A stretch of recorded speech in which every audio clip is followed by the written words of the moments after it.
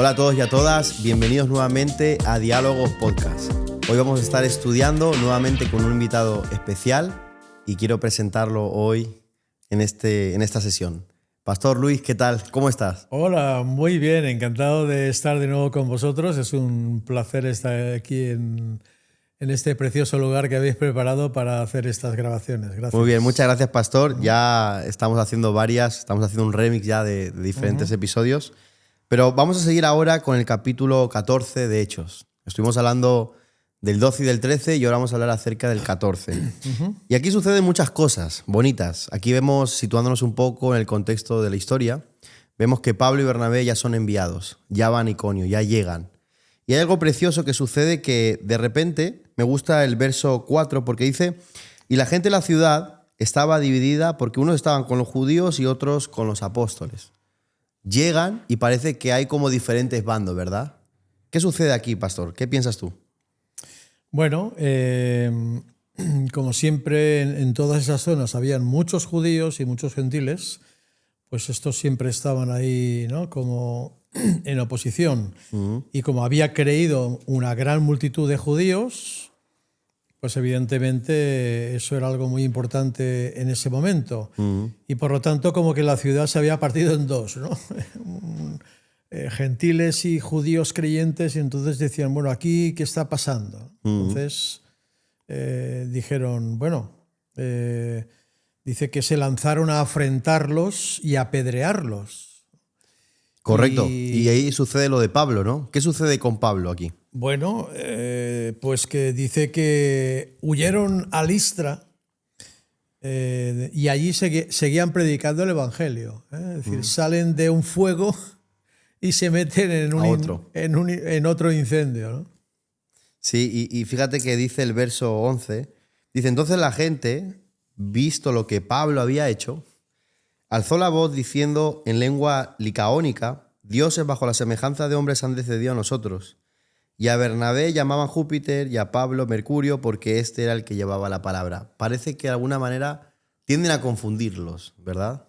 ¿Qué sucede aquí con esta gente, con Bernabé y Pablo? Claro, ahí hay un episodio muy relevante. Y es que hay un hombre ahí que desde niño, digamos, desde que nació era cojo, era paralítico. Como dice aquí, imposibilitado de los pies, cojo de nacimiento, pero que al escuchar el Evangelio de Cristo por boca de Pablo, como que la fe de pronto le surge. Y Pablo, que ve precisamente ese sentir, ese corazón que está preparado para recibir el Evangelio, pues le dice, queda sano. Y quiero enfatizar esto porque los milagros que hacían los apóstoles, al igual que los que hacía Jesús, no eran progresivos. O sea, no eran, ahora me siento un poco mejor. Me voy sintiendo mejor. No, es decir, era una palabra con autoridad y el milagro era absoluto. Y si tenemos que hablar de milagros en algún momento, tienen que ser conforme a la Escritura, no como a nosotros nos pueda convenir o pensar, bueno, es que la persona se está mejorando. Bueno, pero ya veremos si el milagro se produce, pero hasta que no quede totalmente sana no es milagro. Entonces lo que ocurre ahí, claro, es que al hacer ese milagro, la gente de allí dijeron, hombre, aquí tenemos dioses en forma de hombres, ¿no? Lo que serían influencers hoy en día, ¿no? Exactamente, una especie de influencers como hoy, ¿verdad? Youtubers, todas esas movidas y esa gente que trabaja con eso. Dice, a uno llamaron Júpiter y a otro Mercurio, que eran dioses principales. Y entonces, Mercurio porque era, como dice aquí, el que llevaba la palabra. Entonces, dice que, claro, Pablo y Bernabé, al darse cuenta que les estaban poniendo en un lugar de dioses, dice que se rasgan las vestiduras y se lanzaron entre la multitud para decir, ¿pero qué hacéis? Nosotros somos hombres como vosotros, que os anunciamos que de estas vanidades en las que estáis vosotros y de estas movidas que nos estáis presentando, ¿no? Creyendo que somos dioses y somos tan humanos como vosotros, os convirtáis al Dios vivo. O sea, conversión significa dar la vuelta, es decir, volverse a Dios. Reconocer que Dios es el Dios creador, es el Dios salvador y que no hay más Dios que el Dios que ellos predican, el Dios que cristiano, existe. ¿no? Correcto, sí. Como que le dan otra vez un giro a la historia diciendo que ellos también son hombres, ¿no? Lo que estaba comentando Exacto. usted. Y me encanta porque de alguna manera en el mundo en el que vivimos es un mundo en el que hoy en día es fácil aceptar un elogio, nos encanta que nos elogien, y mucho más dentro del cuerpo de Cristo, ¿no? Cuando alguien te dice que predicas bien, que cantas bien, que ministras bien.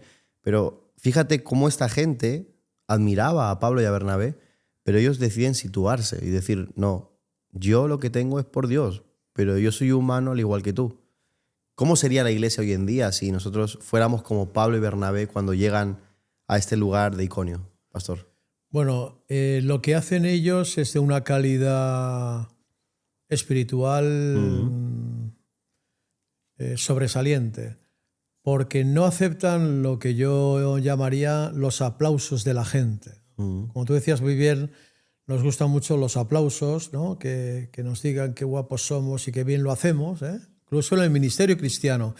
Y hay mucho riesgo actualmente de que llegue un momento en el que nosotros seamos los protagonistas y el verdadero protagonista, que es Cristo, quede, digamos, en un segundo plano o en un tercero. Entonces, si al final nos creemos dioses, nos va a pasar o nos puede pasar lo que les pasó a ellos, ¿no? Que cuando dicen, bueno, no somos dioses, somos hombres como vosotros, entonces, bueno, pues lo que sucede a continuación es que los mismos que les han exaltado, resulta que ahora cogen piedras y les apedrean. Entonces, creo que esto es para líderes espirituales, para pastores, misioneros, para hombres y mujeres que tenemos responsabilidad también en la obra, para youtubers o influencers cristianos, salmistas, ministerios, ¿no? De que no nos creamos que el propio servicio a través de la gente, ¿no? Se nos eleva a los altares. Es decir, hay que tener la actitud que tuvieron estos hombres, Pablo y Bernabé, de sentirse siempre, absolutamente siempre, siervos del Señor. Muy bien, muy bien. Muy bueno, pastor. Muy bueno, de verdad. No somos Mercurio, no somos Júpiter. Exactamente. Somos hijos de Dios. Sí. Y luego, más adelante, vemos que también, de repente, hay unos judíos de Antioquía que se acercan otra vez persuadiendo a la multitud. En el verso 19 dice, y habiendo apedreado a Pablo, le arrastraron fuera de la ciudad pensando que estaba muerto. Wow. Uf. O sea, por causa del Evangelio. Por causa del Evangelio. Por causa del Evangelio le apedrean. Y esto es parte del precio que a veces se puede pagar por seguir a Cristo y por decir las cosas como son y por ser siervo de Cristo de verdad. Si hubieran quedado como dioses, probablemente esto no hubiera sucedido. No estaríamos contando esto quizás. Exactamente, ¿verdad? Pero luego lo dice Pablo, dice que para entrar al reino de Dios es necesario que pasemos por muchas tribulaciones. Entonces, si tú quieres seguir al Señor de cerca, tienes que saber que vas a tener tribulación. Jesús ya lo dijo, ¿no? Si a mí me han perseguido, a vosotros también os perseguirán. Pero también dijo lo opuesto. Pero si han escuchado mi palabra, también escucharon la vuestra, que es lo que pasó aquí. Es decir, les apedrearon, pero otros creyeron en la zona, etcétera, ¿verdad? Entonces, muy bueno. Esta idea es muy importante porque ser cristiano de verdad y estar comprometido con Cristo es saber que el camino es estrecho, que la puerta es estrecha y que esto no es un juego de niños. Ser creyente de verdad tiene un precio altísimo.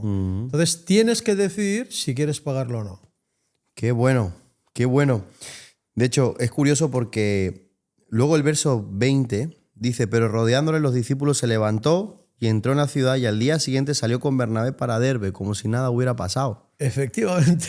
O sea, aquí vemos que Pablo tenía claro, y yo creo que el verso 21 más adelante, creo que explica por qué, a pesar de ser apedreado y rodeado, se levanta y dice, y después de anunciar el evangelio a aquella ciudad y de hacer muchos discípulos, volvieron a Listra, a Iconio y a Antioquía.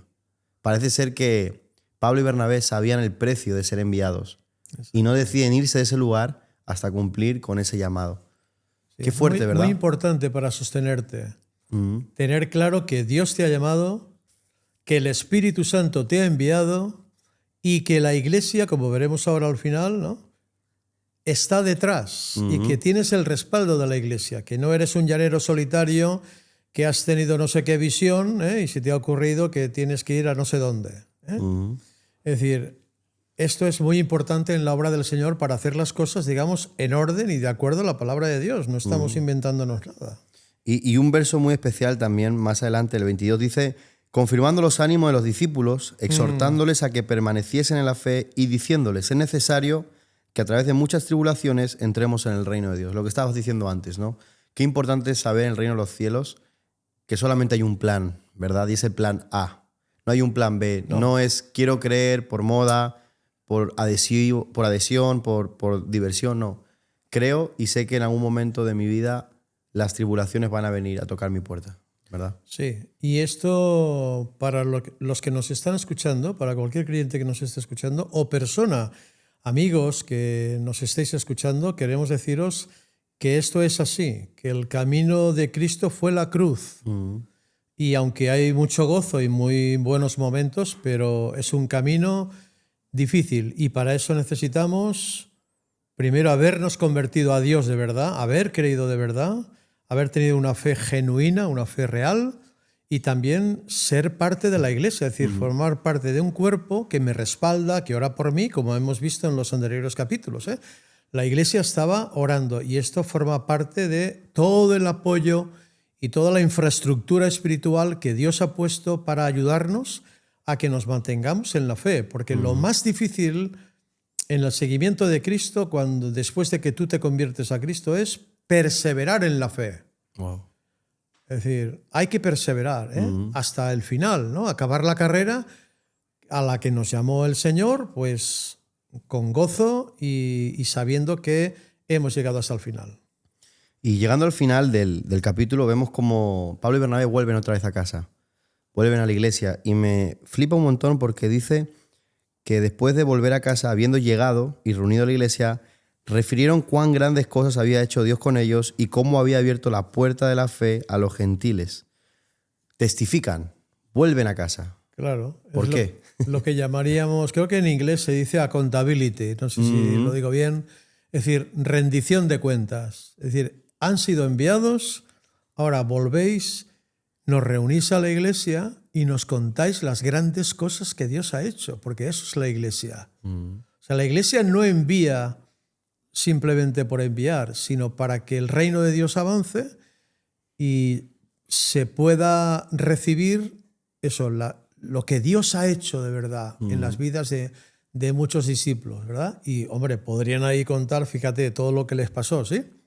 Entonces, el llegar y saber que tienes y que eres iglesia, o sea, ese sentido de iglesia, que es el gran proyecto de Dios, lo que Pablo llamaría en la carta a los Efesios el misterio de Cristo, la iglesia, el saber que tienes unos hermanos, una familia que oran por ti, que te cuidan, que les importas, todo eso, eso es una maravilla que te sostiene para perseverar en la fe. Así que quiero animar a todos los que nos escucháis, ¿verdad?, para que perseveréis en la fe, en Cristo, y que sobre todo que queramos ser iglesia y queramos ser una familia espiritual para dar testimonio también a la gente que no le conocía a Cristo aún, ¿no?